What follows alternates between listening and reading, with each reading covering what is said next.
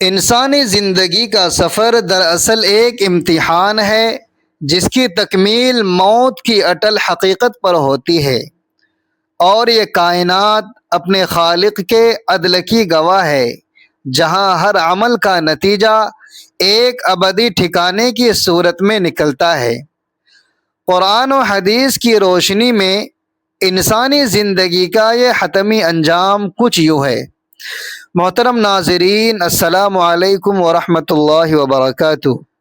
بسم اللہ الرحمن الرحیم۔ قیامت کا دن، جس کا تذکرہ قرآن مجید میں یوم الحساب کے نام سے کیا گیا ہے، انسانی زندگی کا وہ فیصلہ کن مرحلہ ہوگا جب تمام انسانوں کو ان کے قبروں سے اٹھا کر میدان حشر میں جمع کیا جائے گا، جہاں سورج سوا نیزے پر ہوگا اور ہر شخص اپنے اعمال نامے کی بنیاد پر پیش ہوگا، جس کے بعد اللہ تعالی اپنے عدل و فضل سے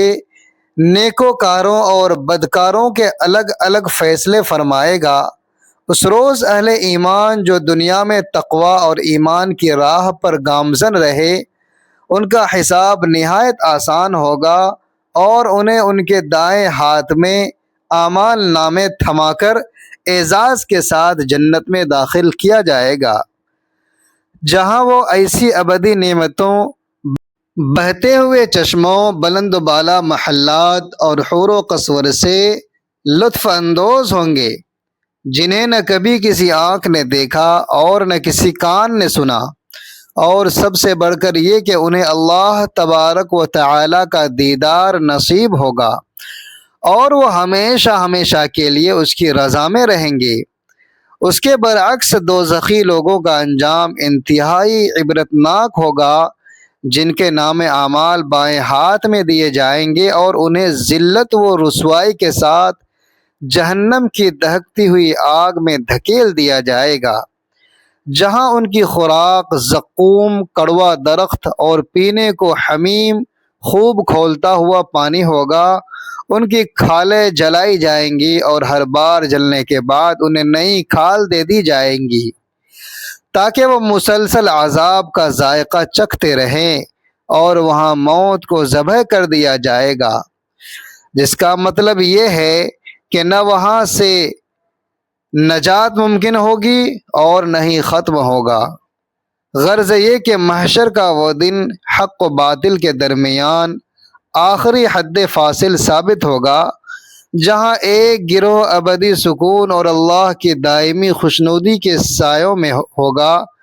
جبکہ دوسرا گروہ اپنی نافرمانیوں اور تکبر کے باعث دائمی حسرت اور عذاب الہی میں مبتلا رہے گا، اور یہ سارا نظام اس عدل الہی کا عملی مظہر ہوگا جس کی خبر اللہ تعالی نے اپنے تمام انبیاء کی زبان سے انسانیت کو پہلے ہی دے دی تھی۔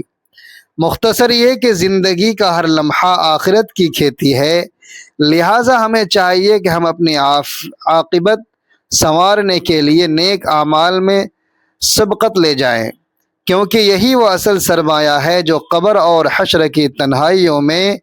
ہمارے کام آئے گا۔ اللہ تعالی ہمیں صراط مستقیم پر چلنے اور جنت الفردوس کا وارث بننے کی توفیق عطا فرمائے، آمین۔ ناظرین، اگر آپ کو یہ مضمون پسند آیا ہو